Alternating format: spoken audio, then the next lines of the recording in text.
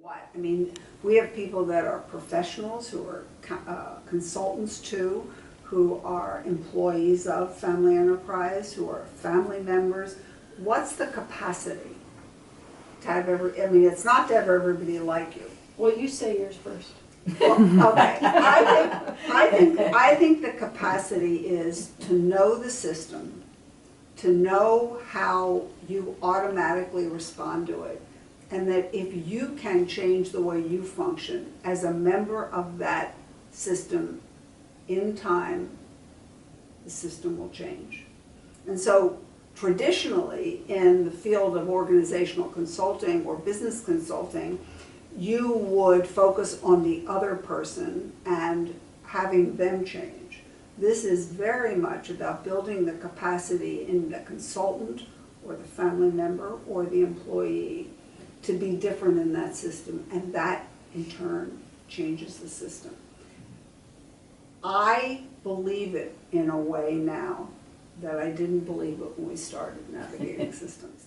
Somehow the experience of working with such really competent professionals, yourselves and then the people that attend, has shown me that while this is harder and takes a different kind of rigor, it is a way that families and individuals can change for the long term instead of kind of these superficial changes.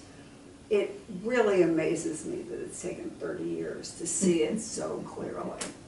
But 30 years. It's encouraging. Yeah, I mean, you have another 30. Could be 30 lifetimes. I mean, Right. you know, we think of the capacity that you need to be an observer, to watch and to wonder. There's a certain capacity that you have when you're not entering into things in terms of pleasing people, gaining love and approval, and you're more separate and more, you're working on more independence. I don't think you really get there, but just to have that concept in mind.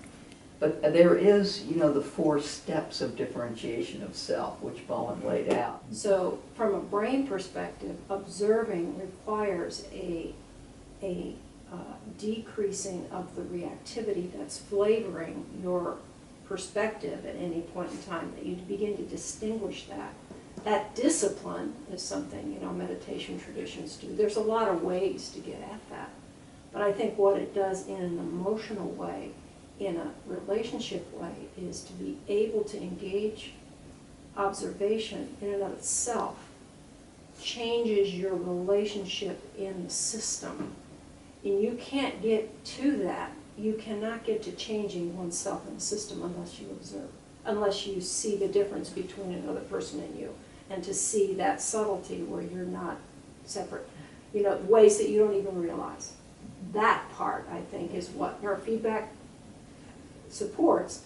And also, I think, Andrea, your way of kind of being interrupts that in kind of a relationship. How do you know increased capacity? And I was thinking about it, what is a system that allows for more flexibility in the members and less automatic patterned anxiety ditches? So what I would observe is that people have more ability to experience, to manage and maintain themselves when they're anxious in a different way than automatically either shutting down or automatically getting into it.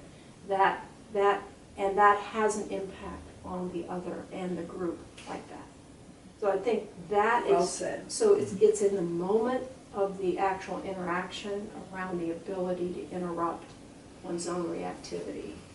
And then I think the other is that developing the genuine curiosity about others that comes from more seeing how a system works, and that none of this is personal. I think also gives people more ability to say, let's say, see their colleagues, to appreciate what where they are in the system, and to also see anxiety better without automatically reacting to it as much. And taking it personally. And taking it personally and reacting. I think about capacity as somehow figuring out, what do I need to do to change the situation that I'm in, that I don't like that much right now.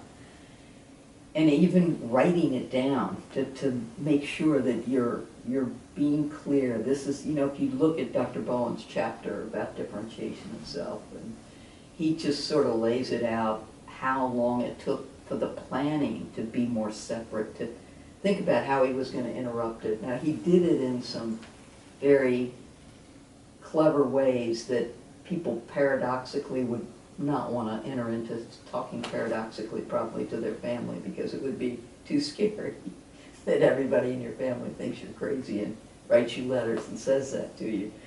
But for me, to show capacity, in the final analysis, this is what I'm going to do.